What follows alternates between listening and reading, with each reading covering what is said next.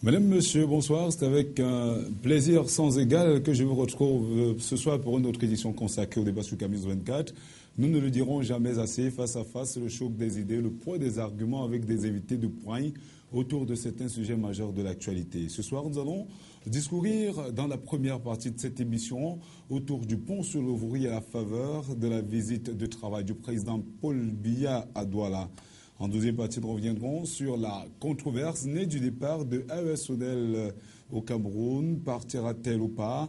Nous en parlerons donc dans un instant avec le professeur Kenye Fodop. Il est géographe, professeur des universités et coordinateur pédagogique du master professionnel en urbanisme, aménagement et développement urbain à l'université de Yaoundé 1. Il a commis il y a quelques années encore un important et magnifique travail sur Bonabéry. Nous en parlerons tout à l'heure, c'est le temps le permet. Bonsoir, professeur. Bonsoir, monsieur Niopé. Bien heureux de vous accueillir sur le plateau de Face à Face, sur Camille 24, ce pour la première fois. Oui, c'est un rare plaisir pour moi de me retrouver pour la première fois sur ce prestigieux plateau de Camille 24 pour débattre de l'actualité, surtout relative à la pose de la première pierre de construction du second pont, dit-on, sur le Vouri, ici à Douala. Alors, que devient le professeur Kenye Fodop? Écoutez, que devient-il? Il continue à enseigner à l'université de Yaoundé 1, anciennement université de Yaoundé, où j'ai commencé donc à enseigner il y a 35 ans.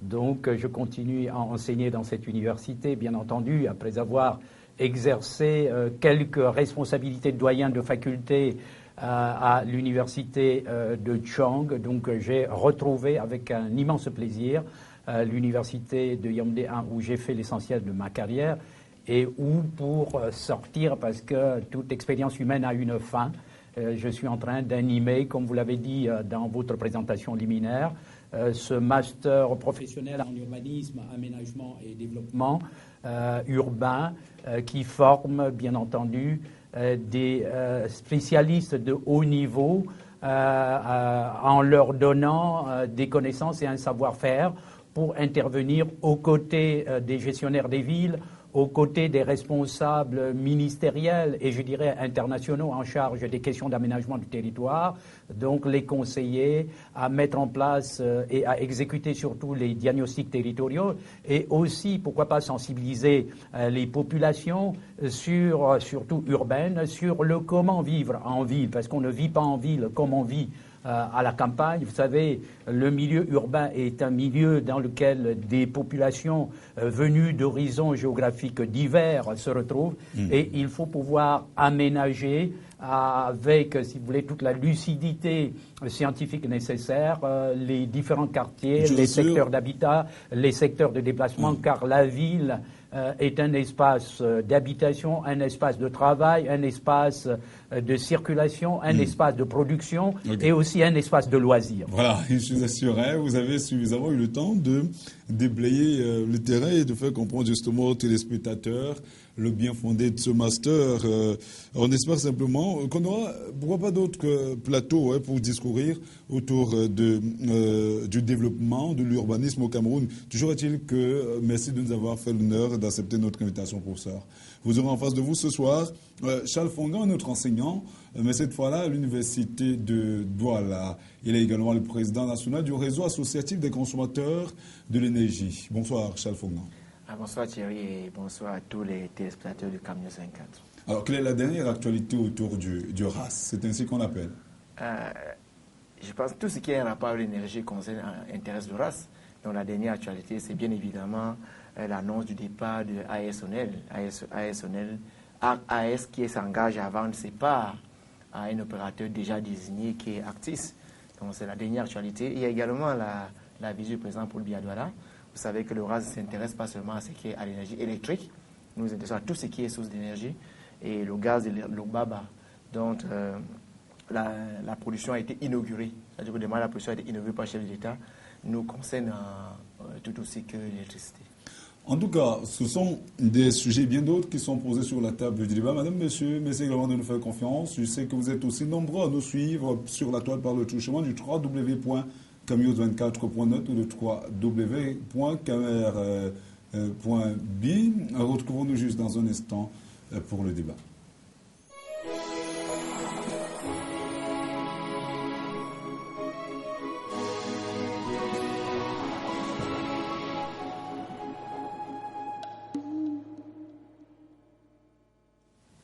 Je vous le disais il y a quelques instants, le président de la République était à Douala jeudi vendredi dernier pour une visite de travail qui l'aura conduit tour à tour sur le pont, sur le Voré, où il a procédé à la pose de la première pierre du deuxième pont, et sur la centrale à gaz de Passy, du côté de Lokbaba. Une présence fort remarquée et applaudie par de milliers de personnes présentes sur les différentes sites des opérations. Je vous propose d'écouter à ce propos un reportage, une proposition de la réalisation de CamNews 24. Caméramens et photographes ont adopté la bonne position pour garder belle vue sur le geste du président de la République. Par ce, ils attendaient capter la photo ou l'image qui fera date.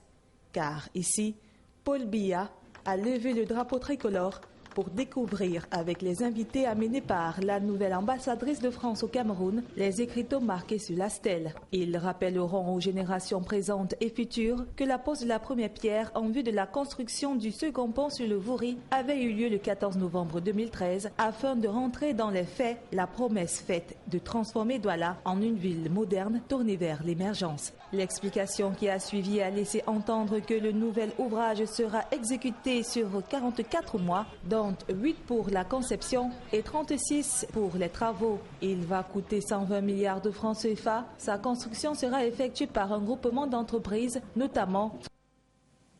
Alors, professeur, vous avez certainement suivi cette actualité, écouté d'ailleurs ce reportage. Comment l'avez-vous accueilli ?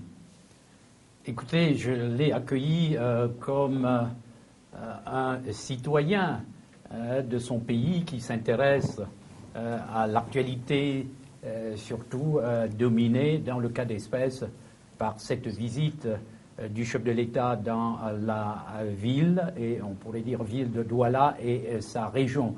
Bien entendu, je me suis intéressé à cette visite comme la plupart des Camerounais, et j'ai pu, grâce aux médias, parce que je n'ai pas vécu l'événement en direct, étant en ce moment-là à Yaoundé, dont j'ai pu prendre la mesure de la ferveur que la population a eue en accueillant finalement son président.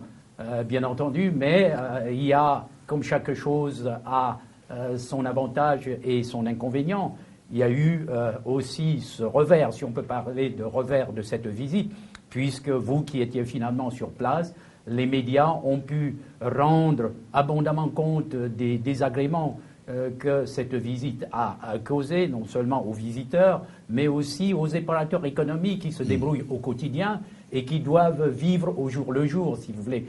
Donc, voyez, sentiment finalement partagé, bien entendu de joie, de voir quand même le président de la République, comment dirais-je, partager ces moments de joie avec son peuple, mais aussi des moments un peu d'amertume pour les populations, ceux qui avaient finalement à visiter la ville de Douala, et même, pourquoi pas, on n'en a peut-être pas parlé, les malades qui n'ont pas pu finalement être acheminés à l'hôpital à temps. Nous reviendrons justement sur les enjeux économiques de cette visite, tant sur le plan positif que négatif. C'est un sentiment mitigé. On peut le retenir. Charles Fongan, est-ce le même sentiment ? C'est pratiquement le même sentiment. Nous sommes sans ignorer que l'importance de ce pont depuis a démontré. Donc c'est une fierté de savoir que les travaux vont bientôt commencer, que la première pierre a été posée. Mais de l'autre côté aussi, il y a beaucoup plus d'amertume dans la mesure où on voit toutes les souffrances de ces Camerounais là, pendant ces jours de visite où pratiquement les activités ont été totalement paralysées. Il y a des gens qui sont passés de vie à trépas du fait de la visite de M. Biagala. Donc, puisqu'il y en a, les médias ont révélé quand même des cas. Pendant que le président Biya était là, il y a eu une très forte pluie. On sait qu'entre dans la nuit de mercredi à jeudi, il y a eu plusieurs morts. On en a 7 morts par-ci, du fait des canalisations qui ne marchent pas assez bien, du fait d'un certain nombre de dispositifs qui incombe normalement non seulement à ceux qui ont en charge la gestion de la ville, mais également ceux qui ont en charge la gestion du pays. Donc, on peut applaudir le chef d'État parce qu'il est venu, mais de l'autre côté aussi, quand on voit les conséquences, qu'on voit ce qu'on vit au quotidien, on a bien envie plutôt de crier après lui. Oui, c'est quand même vrai qu'on reviendra sur les différents aspects de cette visite, comme je le disais encore il y a quelques secondes. La construction d'un pont est toujours une grande affaire, hein, soulignait Paul Biya. Je reste avec vous, Charles. Est-ce que cela nécessitait un aussi grand déploiement? Moi, je dirais d'abord que sur l'importance du pont. Sur l'importance du pont, tout le monde s'accorde qu'il nous faut un second pont à Douala. L'ancien pont voit passer 40 à 50 000 voitures par jour. Et on connaît les problèmes des embouteillages, les bouchons qu'on a souvent sur le pont. On connaît les accidents qu'on a souvent eu ces ponts. Donc, pour le citoyen de Douala, pour le Camerounais, un second pont est la bienvenue. Surtout qu'au vu de la maquette nous donne l'impression que ce sera un véritable joyau architectural avec plusieurs voies. Donc, on aurait dû applaudir. Mais maintenant, quand on voit l'inversement, ce qui a été fait tout simplement pour recevoir le chef de l'État, on a envie de dire que c'est du gâchis. Vous savez que cette tribune a été construite et reconstruite. Cette visite a été maintes fois annoncée, maintes fois reportée. Et à chaque fois, il fallait reprendre les travaux à zéro. Au point où même jusqu'à la dernière minute, on avait l'impression que les gens étaient encore que le site était encore en chantier. Donc, ceci a englouti beaucoup d'argent. Et quand bien on se demande, cet argent aurait pu servir pour sauver ces nombreux Camerounais qui sont morts pendant cette visite. Donc, et aussi, s'il faut voir sur le plan économique, comme l'a si bien dit le professeur, il y a beaucoup de Camerounais qui vivent au jour le jour, qui se déploient au quotidien pour trouver de la ressource, de quoi vivre. Et la visite du chef d'État les empêcher véritablement de pouvoir trouver les ressources qui leur permettent de vivre. Décidément. Professeur, peut-on dire avec, comme le journal Ouest Littoral l'a si bien souligné, qu'il y a eu trop de bruit pour une simple passerelle? Peut-être pas jusque-là. Parce que si ce pont venait à être construit, car on n'en est qu'au début de la construction, on nous parle de 44 mois pour que l'ouvrage soit livré à la circulation. Non, si l'ouvrage est exécuté tel qu'on nous l'a présenté à travers cette belle maquette, ce sera toujours un plus. Mais il faudrait relativiser les choses et ne pas faire du triomphalisme, mettre bien les choses à leur place, dans la mesure où on sait que cela fait quand même longtemps que les populations de Douala et puis tous ceux qui visitent la métropole économique de notre pays attendent ce pont, pas seulement le deuxième, mais pourquoi pas un troisième, dont il ne faut pas faire du triomphalisme. Espérons que les travaux seront effectués dans les délais, que ce pont sera livré à la circulation dans les 44 mois, ça constituera un plus. Mais il faut attendre plus, parce que ce n'est d'ailleurs pas aujourd'hui qu'on devrait parler du second pont, car le tout premier a été lancé et inauguré sur le fleuve Vouri le 22 mai 1955. Et je saisis cette occasion pour dire que la nécessité d'établir une liaison permanente par l'intermédiaire d'un pont qui enjambe le fleuve Vouri s'était déjà imposée aux administrateurs coloniaux, les premiers maîtres coloniaux du Cameroun, c'est-à-dire les Allemands. Mais ils n'ont peut-être pas eu le temps d'aller jusqu'au bout de leur projet. Et par la suite, sous l'administration française, un certain nombre de programmes ont été imaginés pour construire ce pont. Il y a eu le projet Saro de 1921 sous la forme de la mise en place d'un ferryboat, puis le projet Mandel de 1942, là sous la forme d'un tunnel fluvial. Mais il a fallu attendre 1953 pour que les travaux de construction du pont actuel démarrent, pour s'achever en février 1955 et, disons, 3 mois plus tard, le 22 mai 1955, le pont actuellement en utilisation a été inauguré. Depuis, 58 ans ont passé. Il me semble qu'on a peut-être trop attendu. Mais il y a cet adage qui dit que mieux vaut tard que jamais. Et peut-être dans le cours de notre entretien, nous verrons si c'était, si vous voulez, opportun de construire le second pont là, justement, parce que, là on l'a désigné. Et c'est là que je m'avais justement vous poser cette question, parce qu'on sait que le président Paul Biya a souligné au cours de son intervention qu'il était devenu urgent de construire un deuxième pont sur l'Ouvry parce que le pont actuel n'était plus à mesure d'absorber le trafic en constante augmentation dans de bonnes conditions. Selon les informations que nous avons, il sera long de 800 mètres et comprendra 5 voies routières et 2 ferroviaires, soit une emprise d'environ 25 mètres. 2 kilomètres de voies de raccordement sont prévus avec le réseau routier de Douala. Mais professeur, vous qui étiez justement dans cette envolée, est-ce que cela suffira pour résoudre le sempiternel problème des embouteillages entre du côté d'Eido, du côté de Bonabéry, vous qui avez justement mené des études à ce niveau? Voilà, le nouveau pont en chantier a une largeur, ou aura, puisque bon, il n'est pas encore effectif, une largeur de 25 mètres, soit à peu près le double de la largeur de l'ancien pont, parce que selon les secteurs, l'ancien pont, l'actuel, avait une largeur de 10,5 à 12,5. Donc, pour canaliser un trafic de plusieurs milliers, si vous voulez, de véhicules de toutes sortes, véhicules mécaniques avec les pousse-pousse, les vélos, véhicules motorisés, c'est-à-dire les motos, les véhicules automobiles de toutes sortes, des camions aux véhicules utilitaires, en passant par les voitures personnelles, sans compter finalement les piétons. Donc si on prend seulement l'effectif des véhicules motorisés, 4000 véhicules par jour, je crois que le chiffre de 40 000 me semble être un peu, peut-être, je crois qu'il y a eu un lapsus, je crois 4 000, parce que 40 000, ça me paraît quand même exorbitant. Oui, c'est peut-être 4 à 5 000 véhicules, c'est déjà énorme. Donc, pour, à la limite, drainer, parce qu'il faut bien dire que quand ce pont sera mis en circulation, je parle du nouveau, peut-être que ça donnera le temps aux autorités de refaire l'actuel qui est assez dégradé et qui a fait l'objet, on le sait, de plusieurs opérations de réparation avec pratiquement les temps morts que cela a comporté, sans compter que lorsqu'un engin se mettait en travers finalement de cette voie, c'est pratiquement toute la circulation entre les deux rives qui était paralysée. Donc ça ne me semble pas, étant donné le rapprochement spatial entre les deux ponts, il n'y a qu'un jeu de pierre qui sépare 8 à 10 mètres.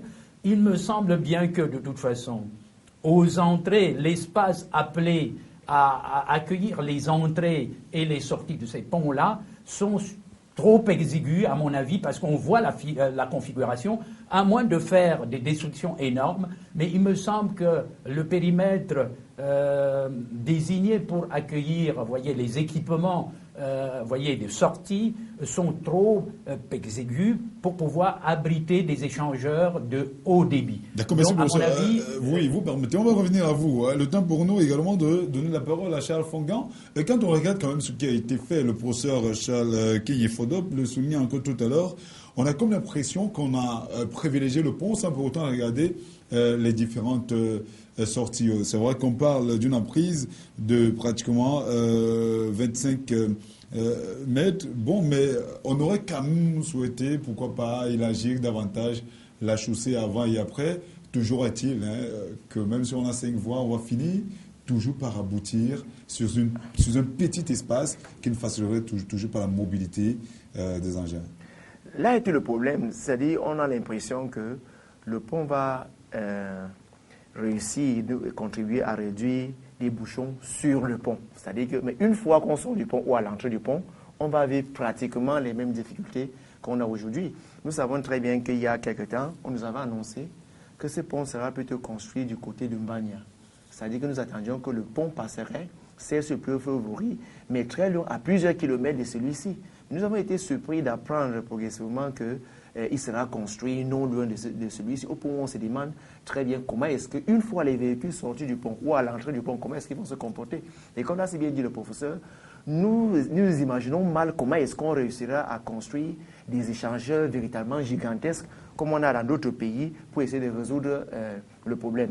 Et si tant est qu'on prévoit ces échangeurs-là, ce n'est pas prévu dans le plan parce qu'on a vu la maquette. On n'a pas vu dans cette maquette-là, à la sortie du pont. Plutôt du pont. Du pont. On n'a pas vu à la sortie du pont s'il y a quelque chose qui est prévu dans ce cas-là. Mais si le pont est construit dans les mêmes conditions qu'aujourd'hui, cela ne va pas véritablement résoudre le problème. Cela va résoudre le problème des difficultés de traverser du pont, mais à la sortie du pont, on aura pratiquement les mêmes problèmes. Et je veux bien croire qu'on ne serait pas sorti de l'auberge. Urbaniste de votre état, professeur, où est partie la voie de contournement tant attendue? On se serait justement attendu à ce qu'on mette plus d'énergie du côté de la voie de contournement pour permettre justement de décongestionner Bonaberi, Bonasama et tous les quartiers environnants pour permettre à ceux qui partent du côté de Mongo ou de l'Ouest, pourquoi pas d'arriver à bon port sans véritable problème d'embouteillage. Oui, cette voie de contournement fait partie quand même des priorités, comme le pont ou les ponts que l'on attend. Et peut-être qu'il aurait été, comment dirais-je, efficace d'abord de construire ces voies de contournement ou de mener, pourquoi, ces tâches de fond. Parce que généralement, lorsque on évoque l'insuffisance des moyens, j'ai l'habitude toujours de dire que les États et les gouvernements ont les moyens de leur politique et que lorsqu'on n'en a pas, on joue quand même sur la coopération pour les obtenir. On joue sur la coopération. Et c'est dommage, de toute façon, qu'on n'ait pas pensé à cette voie de contournement. Bon, bien sûr, on en parle. C'est un projet, mais dans combien de temps? Parce que je suis de ceux qui pensent que la vie n'attend pas et qu'il faudrait au moins qu'on puisse décréter, comme je le dis à propos de l'étroitesse des voiries, qu'on devrait pouvoir décréter les normes à attribuer aux rues. Parce que quand on nous dit on fait des projets, c'est à construire, etc., c'est dans combien de temps? Et il faudrait que nos dirigeants puissent dire, dans le délai, dans le mandat que nous avons, nous aurons à faire ceci, et comme ça, lors du renouvellement des mandats, on pourrait à ce moment-là les juger sur un certain nombre de réalisations. Donc c'est dommage qu'on n'ait pas mis en place ces voies de contournement qui auraient aidé à résoudre, ne serait-ce que réduire, parce que bon, on ne peut pas annihiler tous les problèmes, on peut au moins atténuer la portée des problèmes. Le problème numéro 1 qui se pose à Douala comme à Yaoundé ou à nombre de villes camerounaises, c'est le problème de la circulation. Hier, si vous me passez l'expression, puisque je suis arrivé dans la ville de Douala hier, oui. Alors figurez-vous que nous avons passé 45 minutes dans le bus qui nous a ramenés de Yaoundé jusqu'ici, 45 minutes sur place, mais heureusement que ce n'était pas par temps chaud.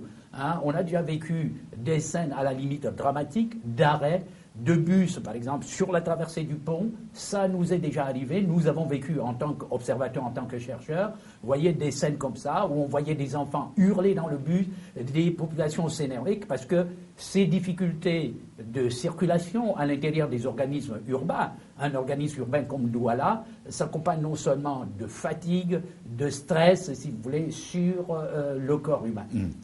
Donc, on a voulu résoudre un gros problème et on en a créé un autre. Je pense, j'ai dit tantôt qu'on n'est pas encore sorti de l'auberge parce qu'on prévoit de résoudre un problème, on ne l'a pas encore résolu. À Yaoundé, il y a eu un début de solution. Vous avez vu qu'à l'entrée de la ville de Yaoundé, on a pu désengorger en créant une pénétrante qui sort par Méndon. Je pense qu'on aurait pu penser à des ouvrages de ce genre où, au niveau de la ville, on pense à d'autres voies de contournement pour essayer de désengorger. Mais au niveau de Douala, on se rend bien compte que c'est encore difficile. Le problème du pont de Douala se pose, mais il y a d'autres ponts. C'est-à-dire, quand vous venez de Yaoundé, là, c'est bien dit, le pont sur la Dibamba, nous devons penser désormais à multiplier les ponts sur les différents fleuves pour essayer de faciliter véritablement on l'a également la vu, communication. Quand le pont sur la Dibamba était en réflexion, Pareil, le pont en réhabilitation, voilà. Les gens ont beaucoup souffert. Pareil sur le pont. Pour le pont sur la Sanaga, les gens ont beaucoup souffert quand il était en réhabilitation. Pourtant, s'il y en avait plus d'un, ça aurait facilité peut-être des choses. Et aussi, il faut se noter qu'au-delà du pont, il faudrait qu'on pense également, comme là c'est bien dit, qu'on ne vit pas en ville comme on vit au village, qu'il faut éduquer les citoyens, les populations qui ne comprennent pas très bien. C'est-à-dire, ailleurs, on prévoit les voies pour une catégorie, soit de véhicules. Les piétons ont sûrement une voie. Il faut donc éduquer, amener les gens à comprendre qu'effectivement, on doit respecter ces différentes voies-là pour éviter effectivement d'avoir des bouchons. Mais ce n'est pas toujours le cas. Et on est obligé, même les feux qui sont censés jouer ce rôle-là n'existent pas sur le pont. C'est qu'on regarde. Il faut venir les militaires, les policiers qui sont là pour régler la circulation. Quelquefois, eux-mêmes, ils sont débordés et on a toujours des gens qui ne respectent pas les injonctions de ces policiers-là, qui essaient de forcer le passage, et ça crée tous les problèmes qu'on connaît. Et avec le pont en construction, nous ne voyons pas très bien comment est-ce qu'on pourrait contourner ces difficultés-là. En tant qu'observateur, avait-il la scène sociopolitique, professeur, le président Biya dit que ce pont se situe avec d'autres infrastructures en construction ou projetées dans un vaste programme de construction, la modernisation de notre pays sur ce plan comme sur d'autres, comme l'énergie, la santé, l'éducation et l'immobilier. Êtes-vous d'avis avec lui? Écoutez, oui, au moins en partie, si l'on en croit les réalisations qui sont en train d'être faites à travers le pays. Je ne vais pas faire le travail qui n'est pas le mien en citant un certain nombre de réalisations en matière de voies de communication routière. Aujourd'hui, on peut aller aisément en bus de Yaoundé ou même d'ailleurs de Douala jusqu'à l'extrême nord du pays. On voit par exemple des compagnies de transport comme par exemple le touristique, je ne fais pas la publicité, qui amènent des passagers depuis de Douala et donc qui peuvent partir sans rupture de charge de Douala à Maroua, vous voyez, sur au moins 1200 km. Si l'on en croit les réalisations en cours dans le domaine de la production hydroélectrique, avec, si vous voulez, Lompangar, Memvelé, etc., et puis d'autres chantiers au niveau aussi des villes. Donc il y a quelque chose qui se fait, mais j'ai l'habitude en tant qu'observateur et en tant quand même que quelqu'un qui est soucieux du progrès et du développement de notre pays, et on sait que le Cameroun a un énorme potentiel de développement, qu'il faudrait qu'il y a plus de choses, vous voyez, à construire et à un rythme qui devrait être très rapide pour rattraper le retard qu'on a pris pendant de nombreuses années. Donc vivement que ces chantiers puissent se poursuivre, mais qu'on puisse les réaliser dans les normes. Et si ailleurs on peut apprécier que les barrages hydroélectriques aient été menés, dans le cas de Douala, il me semble que ça a été une fuite un peu en avant, parce que comme le jeune collègue l'a dit, peut-être qu'il aurait fallu construire au moins ce second pont-là à 500, voire 1 kilomètre, parce qu'il y a eu des projets, et il a parlé de Mania, mais il y a aussi, on a à un moment pensé qu'on pouvait faire un pont avec franchissement à hauteur de Bonamoussadi, et ça éviter que quelqu'un venant par exemple de Yaoundé ne puisse passer par le centre-ville, puisse donc prendre ce qu'on peut appeler la rocade à ce moment-là, est-ce que c'est Est, pour se retrouver donc directement à Bonamoussadi et franchir le fleuve s'il veut se rendre dans le département du Mungo, dans les régions du sud-ouest, de l'ouest, du nord-ouest et au-delà vers le Cameroun. Justement dans la perspective de cette voie de contournement dont on parlait, qu'on évoquait tout à l'heure. Oui, donc il y a un certain nombre de réalisations qui sont faites. Est-ce que c'est souvent dans la précipitation?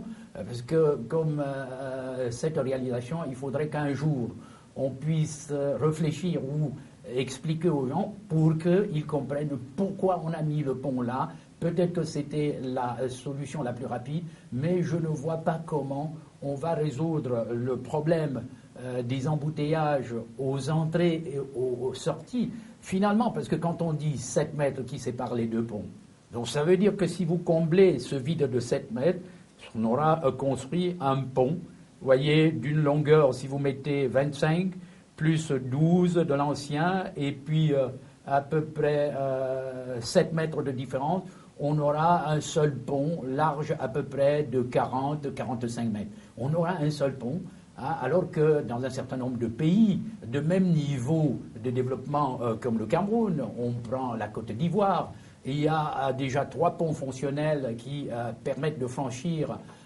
la lagune Ébrié, et peut-être qu'il y a un 4e pont qui est projeté. Et puis, bon, on a entendu des gens dire, bon, de toute façon, la lagune n'est peut-être pas le fleuve Vouri, mais on aurait bien pu citer, par exemple, le Nil. parce qu'il y a un certain nombre de ponts qui engendrent le Nil à hauteur de la ville du Caire. Il y a au moins 6 à 7 ponts, on ne va peut-être pas les citer tous. Et je dis, évidemment, nous avons quand même les moyens, même si on n'a pas les moyens financiers ou les moyens matériels, on a quand même les moyens humains. D'accord. On sait également que à Douala, le président de la République a également profité de cette occasion pour annoncer la poursuite d'autres travaux routiers d'importance. À bref délai, il s'agit notamment de la première phase de l'autoroute entre Yaoundé et Douala, de la route Koumba-Manfé, de la poursuite des travaux sur la Ring Road pour des voies environnantes. Est-ce un aveu de culpabilité ou un réveil tardif? Vous qui êtes également homme politique, cher Fondant. Moi, j'ai envie de dire qu'il y a eu trop de promesses sur le prétexte d'un pont. C'est-à-dire qu'il y a un pont qui arrive dans des pays de niveau de développement inférieur à ceux du Cameroun, parce que je parle du Bénin, sur la lagune Ébrié, effectivement, à Cotonou. Vous voyez que ce n'est pas un seul pont. Et ces ponts-là existent depuis très longtemps. Donc, quand on décide d'en faire un quatrième, parce qu'il y en a déjà 3, si on veut en faire un quatrième, ça va pas avec tout ce tapage-là. C'est-à-dire le président Biya a profité de son séjour, effectivement, pour faire des promesses, pour renouveler des promesses. En fait, pour nous, on a eu l'impression que c'était un véritable disque rayé. Un disque rayé des promesses. On a eu l'impression que c'était déjà entendu. La Ring Road, la route Koumba-Manfé, il y a très longtemps, l'autoroute de Yaoundé, il y a très longtemps qu'on ne parle d'autoroute. À un moment, on nous a même présenté quelque chose qui ressemblait à la maquette. La route Koumba-Manfé, il y a très longtemps qu'on a promis à ces populations-là. À la veille de chaque élection, on annonçait qu'il y a des routes comme cela qui seraient construites. Mais on a donc l'impression que le président Paul Biya ne fait qu'à sa guise, alors qu'il est là pour poser des actes qui vont contribuer directement au développement et améliorer les conditions de vie des citoyens camerounais. On a l'impression qu'il veut un peu se mettre en exergue et à chaque fois, il va réveiller ce qu'on peut considérer comme des vieux démons qui hantent les Camerounais pour leur dire « Ok, on va mettre fin à cette hantise-là et voyez ce qu'on vous propose. » Il y a eu beaucoup de promesses. Moi, j'ai bien peur que ces promesses ne se réalisent jamais. Pourquoi? Parce que c'est des promesses qui n'ont pas... Il n'y a pas un rythme. C'est-à-dire, on vous dit la route Koumba-Manfé sera construite. On ne lui donne pas un timing. On ne lui dit pas dans 5 ans, dans 2 ans, dans 3 ans. Au point de donner la possibilité aux Camerounais d'apprécier et de juger dans 2 ou 3 ans si cela a été fait, si les promesses ont été tenues ou pas. On vous dit la route Koumba-Manfé, l'autoroute, mais il n'y a pas un timing. Et du coup, il n'y a pas de rythme. On ne sait pas exactement à quel moment et à quel moment cela sera exécuté. On a l'impression qu'au Cameroun, tout est élastique. C'est-à-dire que ce sont des promesses, et comme toutes promesses, on dit que les discours n'engagent que ceux qui veulent bien y croire. Donc pour nous, jusqu'à présent, ça reste des discours. Nous attendons la matérialisation de ces discours. Il y a un autre point que j'aimerais relever, c'est que tous ces projets-là sont faits sous la forme des prêts. C'est-à-dire qu'on apprend qu'il y a prêts de telle structure, de telle... C'est quand même difficile. On se demande toujours, est-ce que le Cameroun, pris en tant qu'État, ne peut pas dégager de la ressource pour pouvoir quand même mener certains projets de développement? C'est-à-dire, on inscrit souvent certains projets dans le PIB. Est-ce que notre budget ne peut pas nous permettre de dégager 100 milliards, c'est pas, pour réaliser ce nombre d'infrastructures? Parce que plus tard, vous apprendrez qu'on a bien voulu faire telle route, mais on n'a pas pu avoir des bailleurs pour soutenir. Donc, à chaque fois, on annonce parfois comme ça, alors qu'on n'a pas encore des gens qui ont accepté de financer. Le pont sur le Vouri, on l'a vu. À un moment, on a dit qu'il n'y avait pas de bailleurs qui étaient prêts à financer. À un moment, on a appris que l'AFD voulait se retirer parce que pour les Français, si ce pont n'était pas donné à une entreprise française, ils ne financeraient pas. Donc, on fait des annonces alors qu'au même moment, on n'est pas encore sûr, on n'a pas encore pu regrouper toute la ressource qui permet vraiment de réaliser ces promesses-là. Voilà, professeur, peut-être on va sortir de cet aspect avec vous. Quand on sait que Charles Fongan l'a souligné tout à l'heure, on fonctionne sur le régime des prêts au moment où le budget d'investissement public n'est même pas exécuté à hauteur de 30%. On a comme l'impression qu'on est sur liquide, il y a de l'argent, on n'investit pas. En même temps, on continue à emprunter. Le problème se situe à quel niveau selon vous? Écoutez, je ne suis pas dans le secret, si vous voulez, des gouvernants pour savoir où se trouve le problème. Et justement, quel est votre avis à ce niveau? Mon avis est que tout simplement, cela relève de ce qu'on peut. C'est vrai que quelqu'un me dira, comme d'ailleurs le chef de l'État l'a dit une fois dans l'un de ses discours, vous voyez, l'art, si vous voulez, est difficile et la critique facile. Hein, peut-être qu'on dira toujours qu'on n'est pas à la place des dirigeants, mais quand on voit, justement, comme M. Fongan le disait, que le pays a quand même des ressources. Le Cameroun est producteur quand même de pétrole, même si on n'a jamais eu des indications précises sur non seulement la production, mais les revenus du pétrole. Encore que pendant longtemps, l'argent du pétrole n'a pas fait partie du budget du Cameroun et que pendant longtemps, ça a fait partie d'un compte hors budget et qu'il a fallu que des instances internationales puissent intervenir pour qu'on intègre ce pétrole-là dans le budget. Et on a un certain nombre de ressources agricoles, ressources forestières et puis de plus en plus des mines qui sont à explorer et surtout à exploiter dans les milieux. Moi, je pense que cela, puisque ce sont des ressources d'exportation, cela procure des devises au pays qu'on devrait utiliser pour financer un certain nombre d'équipements comme les routes, comme les centres de formation, les établissements sanitaires, les ponts, etc.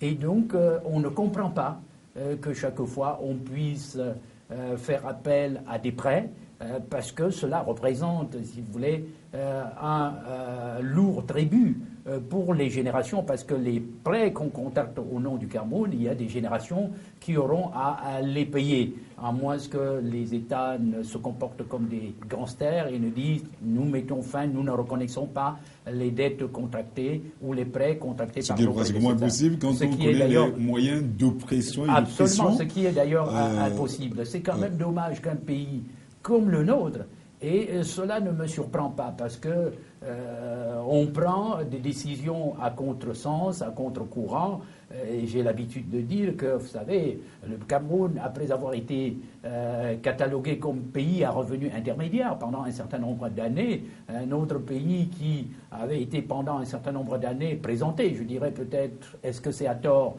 comme un modèle de développement économique, a été, vous voyez, à la demande des dirigeants de notre pays, rétrogradé au rang de PPTE en 2001. Donc voilà, et comme on est dans une situation où, bien entendu, au niveau inférieur, des décisions inférieures, on peut demander des comptes. Je suis enseignant, mon recteur peut peut-être me demander des comptes. Et là aussi, même dans les entreprises, les employés doivent rendre compte. Bon, on est dans un contexte où nos dirigeants ne rendent compte finalement à personne, où on n'établit pas des bilans, où on n'est pas toujours informé. Peut-être qu'on nous dira que, évidemment, on n'a pas à se mêler de connaître quel est le véritable budget de notre pays, comme d'ailleurs pour terminer, un ancien administrateur, vous voyez, des hydrocarbures avait dit que les Camerounais n'ont pas à savoir ce que le pétrole extrait de leur sous-sol rapporte. En tout cas, parlant justement d'hydrocarbures, parce que c'est vous qui l'avez évoqué, on sait également que pour lui était du côté de Passy, où il a procédé au lancement effectif des activités de la société Aurélios sans publicité. Je vous propose d'écouter ce reportage qui nous situe quelque peu sur les enjeux de cette cérémonie. Il faut aller chercher dans les annales de l'histoire pour faire connaissance avec le champ gazier de Logbaba. La découverte du gaz ici est faite entre 1955 et 1957 par la société Elf qui prospectait du pétrole. L'absence du marché pour le gaz à cette époque a conduit à la scellée des puits. L'essor technologique du 21e siècle aidant, deux puits de gaz, chacun de 3000 mètres de profondeur, seront forés en 2010 avec des réserves de gaz évaluées à 49 milliards de pieds cubes par la société Rodeo Development. En avril 2011, l'obtention du décret d'exploitation signé par le président Paul Biya va permettre l'exploitation commerciale de cette découverte. En 2012, débutera la construction de la centrale de production à gaz sous pression et 20 km de gazoducs construit autour de la ville de Douala. Bâti sur une superficie d'environ 64 km², le débit de production quotidien du champ gazier de Logbaba est actuellement de 56 600 m3, soit l'équivalent de 2,5 millions de pieds cubes de gaz. Le développement du champ gazier de Logbaba, inauguré ce jour, emporte avec lui de nombreux avantages. L'on peut citer entre autres le transfert de technologie et la création de nombreux emplois. C'est donc une révolution industrielle sur la voie de l'émergence du Cameroun qui a définitivement pris corps ce 14 novembre 2013. Merci à Donald Ayouzoua qui a bravé justement la rudesse de la chaussée pour assister à cette cérémonie. Juste un mot, parce qu'on a un sujet qui nous intéresse de prime abord. Il s'agit du sujet relatif à ESONEL. Juste en quelques mots, une visite comme celle-là, est-ce que cela valait la peine du côté de nos patients? C'est toujours, du point de vue du Camerounais que je suis, quelque chose d'heureux de savoir qu'on inaugure. Vous voyez, à la limite, c'est honorifique, c'est symbolique ou... Écoutez, c'est à la fois honorifique pour les populations de Douala qui ont là l'occasion de voir de très près leur chef de l'État, car la fonction quand même de chef de l'État est une fonction très exaltante. Vous voyez, on voit comment les gens se battent à travers le monde pour devenir quand même chef d'État. C'est une fonction aussi trop lourde à porter pour la personne qui en a la charge. Donc, c'est peut-être l'occasion pour le président de la République, vous voyez, d'entrer en contact avec son peuple, parce que dans son palais d'Etoudi, où il doit réfléchir non seulement sur ce que va devenir peut-être le pays, sur les problèmes qui se posent au pays et sur la manière de bien conduire les relations du pays avec le monde extérieur, car le Cameroun ne peut pas, dans un contexte de mondialisation que nous vivons, voyez, se replier sur lui-même. Donc c'est une occasion pour le président donc d'entrer en contact et de communier finalement avec son peuple, et pour nous autres de savoir quand même qu'on a là une usine qui va pouvoir en fait produire le gaz, et soit le gaz industriel ou le gaz domestique. Industriel davantage. Si c'est industriel, donc peut-être qu'on peut, à partir de là, c'est comme par exemple, vous voyez, les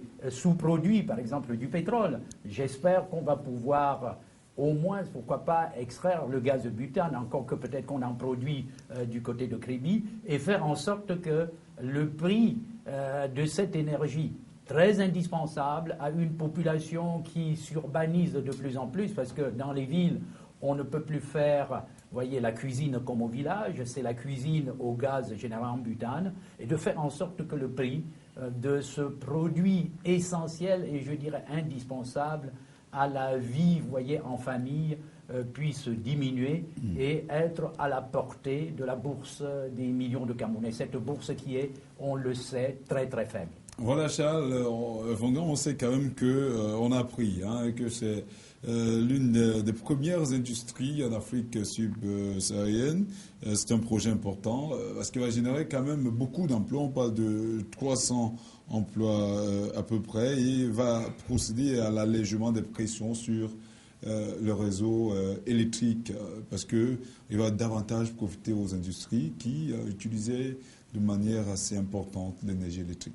Oui, le RAS apprécie à sa juste valeur toute initiative qui peut améliorer les conditions d'accès à l'énergie des Camerounais. Nous pensons très bien qu'avec l'inauguration de cette usine de production, il y aura des répercussions positives au niveau des entreprises, et cela va également alléger la gourmandise des entreprises vis-à-vis de l'énergie produite, l'énergie électrique. Et en ce moment-là, on pense que ce surplus, ce qu'ils vont donc abandonner pourrait être redistribué aux familles. Mais j'ai envie de dire également que pour moi, l'inauguration, il fallait choisir entre inauguration et pose la première pierre. Moi, je préfère l'inauguration. L'inauguration, c'est un acte bien matérialiste, quelque chose de concret, et dont les bénéfices peuvent être immédiats. Alors que pour ce qui est de la pose de la première pierre, quelquefois, on a bien peur, on attend de voir si on n'en est qu'au début, si on peut aller jusqu'au bout. On a vu beaucoup de premières pierres qui n'ont pas abouti.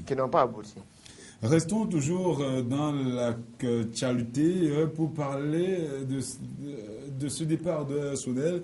On sait que l'information sur le départ de cette entreprise du Cameroun a fait les choux gras de la presse, tant nationale qu'internationale. Beaucoup de choses ont été dites, mais ce qu'on peut retenir de cette actualité, c'est que AESONEL a cédé la totalité de ses activités au Cameroun au fonds d'investissement britannique Actis, pour la somme de 220 milliards de dollars américains.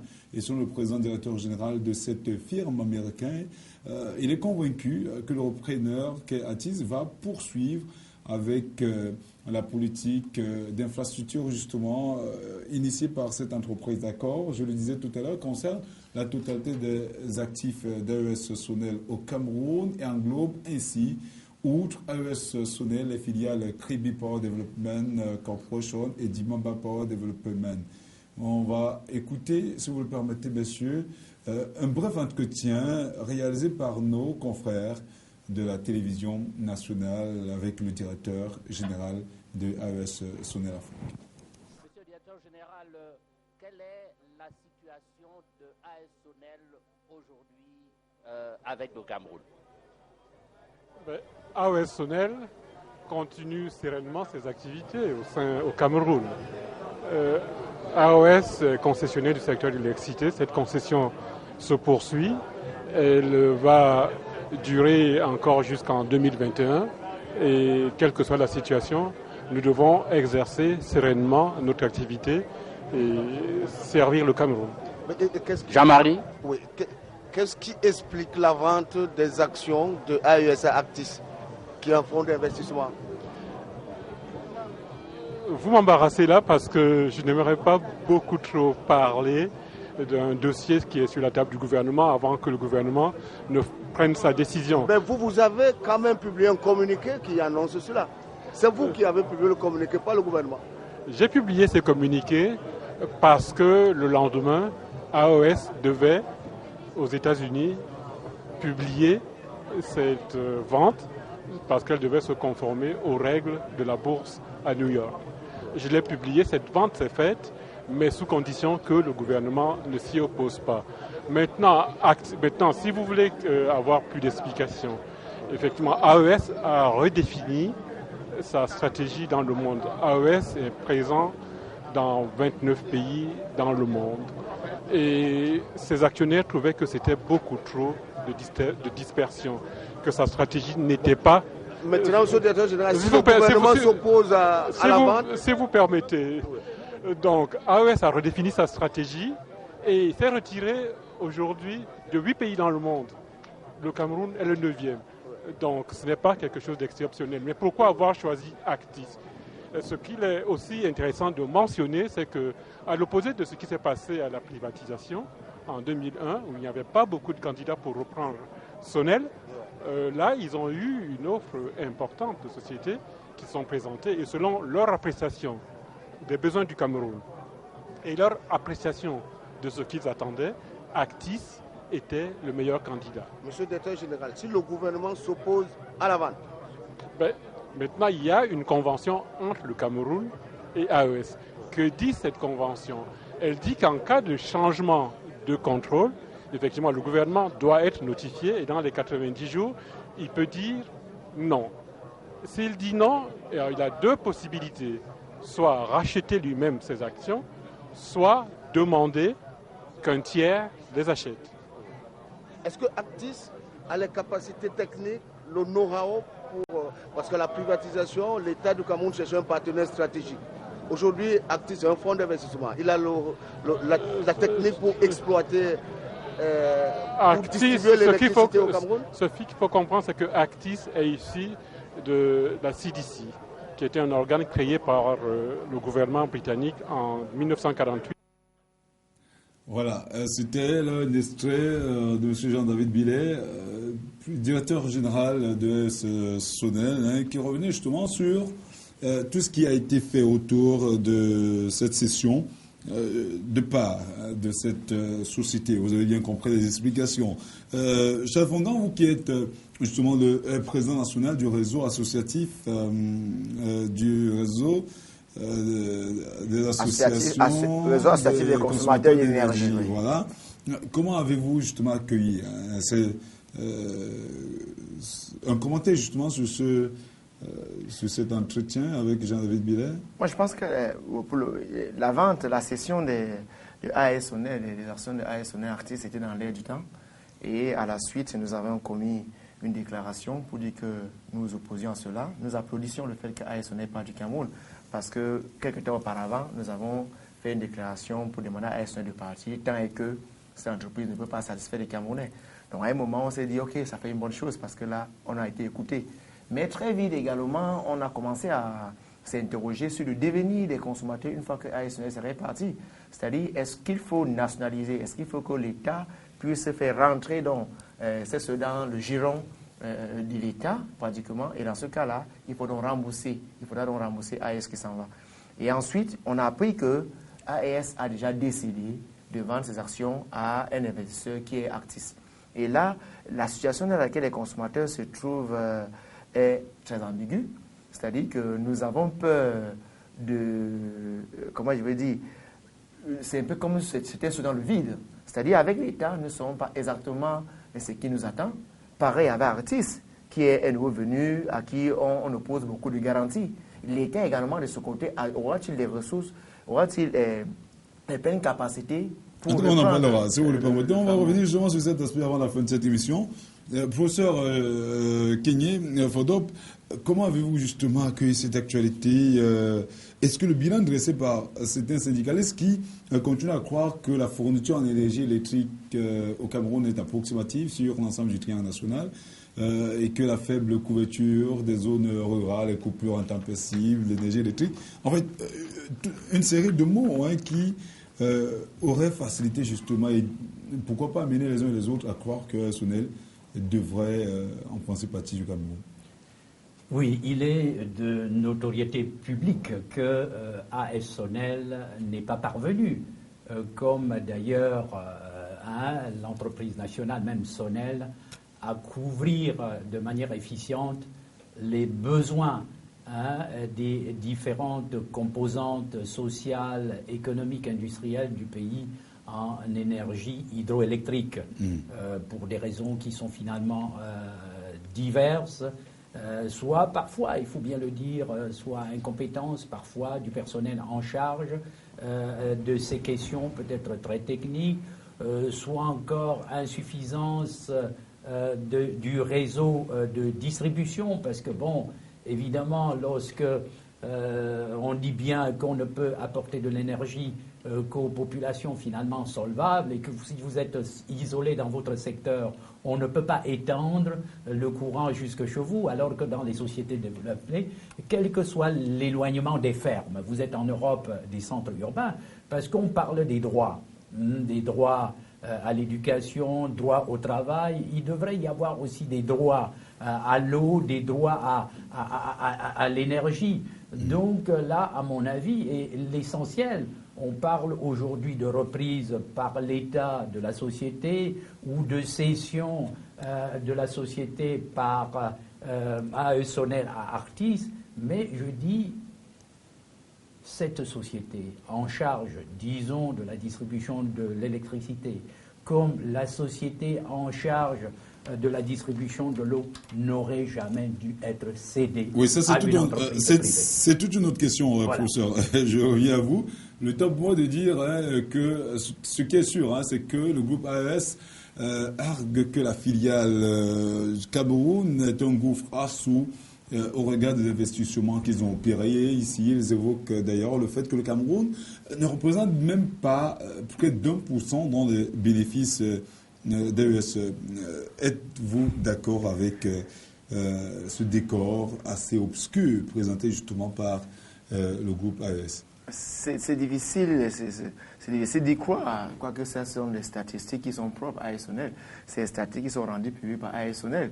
Très bien, on dit qu'il y a des rétro-commissions, qu'il y a des subterfuges qui permettent parfois d'engranger des rétro-commissions que nous ne maîtrisons pas. Peut-être ça, c'est la face visible. Bon, maintenant, si AS Sonel décide de partir, on peut bien penser, on peut arriver à croire que peut-être que l'entreprise n'a pas pu atteindre les objectifs qui étaient les leurs, qui étaient peut-être d'engranger un peu plus de bénéfices qu'ils n'en ont eu jusqu'à présent. Donc cela peut justifier. Mais si on voit le montant, c'est-à-dire si AS Sonel décide de céder à 110 milliards, 220 millions de dollars, 110 milliards de francs CFA, pour une structure qui avait été rachetée à 30 milliards, c'est vrai qu'il y a eu d'autres investissements. Si on essaye de faire quand même les calculs, on peut quand même dire que AS Sonel s'en sort dans cette transaction-là. C'est-à-dire qu'on peut bien penser qu'à un moment, AS Sonel a pensé que c'était le moment de céder pour essayer à engager quelques sous qui lui permettraient de faire des investissements ailleurs. Donc, tout cela est stratégique. Ce sont des investisseurs, c'est des gens qui sont là pour faire des bénéfices, pour gagner de l'argent. Et on peut bien croire que dans une telle transaction, il y a quand même une plus-value qui se dégage. Alors on sait que la vente est effective. Hein. On l'a souligné tout à l'heure, vous l'avez d'ailleurs compris avec le directeur général Jean-David Biret. Et on n'attend plus que la réaction du gouvernement. Vous aviez embrouillé justement avec cet aspect. Est-ce qu'on devrait accepter la proposition, la cession des parts de Sonel à Actis ou pourquoi pas rechercher d'autres investisseurs? Quel est votre avis là-dessus, professeur? Écoutez, rechercher d'autres investisseurs, tout dépend s'il s'agit toujours des investisseurs. Et si c'est des investisseurs, c'est qu'on se tourne encore vers le privé. Hein, l'État peut se constituer. Vous êtes d'avis justement que l'État récupère justement ces fonds, au moins en ce qui concerne l'électricité et en ce qui concerne l'eau, comme au moins un investisseur technique.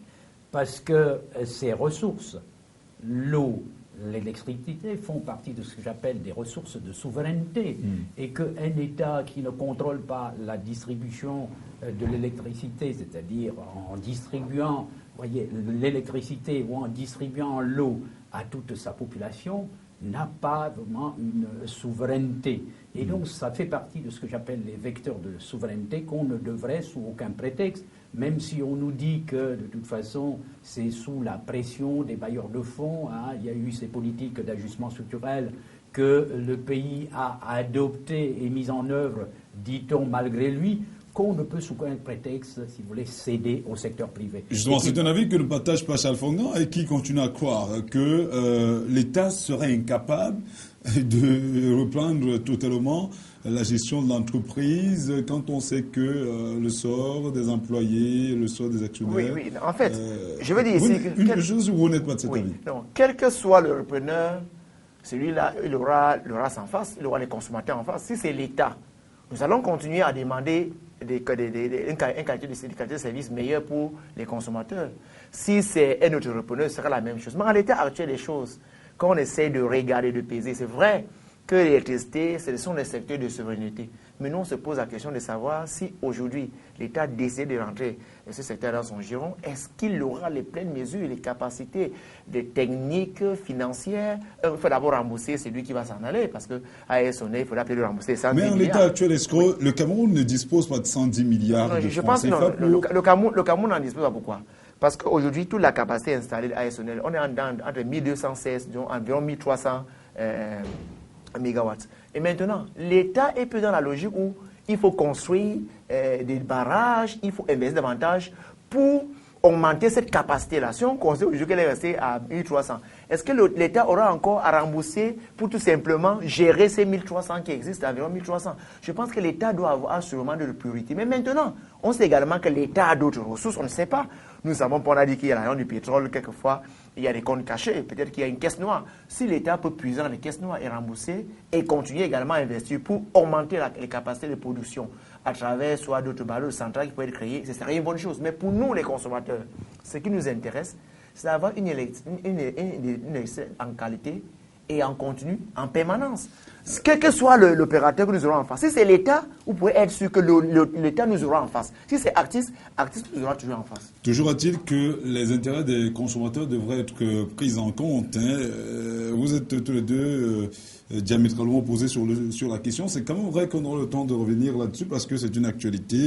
Et il est clair qu'elle ne se résoudra pas à l'État avec 90 jours depuis la signature de cette convention entre Actis et AS Sonel. Donc le débat est une fois de plus lancé. Et peut-être qu'on aura une fois de plus le professeur Kenye Fodo pour parler de ce sujet de bien d'autres. Non, ce sera avec plaisir, oui, que je reviendrai à votre nouvelle invitation pour pouvoir débattre de ces problèmes qui nous préoccupent tous, car je dis finalement l'intellectuel que nous sommes tous autour de la table, ce n'est pas seulement ces personnes qui sont dotées d'un haut niveau de qualification dans une ou plusieurs disciplines scientifiques, mais c'est cet intellectuel-là tout d'abord, mais qui en plus prend position sur les problèmes de sa société, de son pays, qui prend publiquement position, quel que soit ce que cela lui coûte en représailles et même d'ailleurs en réprobation. Voilà. Merci à vous, professeur. Merci, Charles Fongan. Merci de votre plus. C'était bien plaisir, mais je dis encore une fois de plus que je ne suis pas pour une nationalisation aveugle, tout comme je ne suis pas pour une cession bancale de ce patrimoine-là à une société étrangère. En tout cas, on aura le temps d'en parler. Madame, monsieur, exceptionnellement, on a fait 1 heure comme convenu parce que les Camerounais vont devoir justement s'allier. Nous allons tous nous allier derrière notre équipe nationale pour la pousser à la victoire face à la formation tunisienne. C'est dans quelques minutes.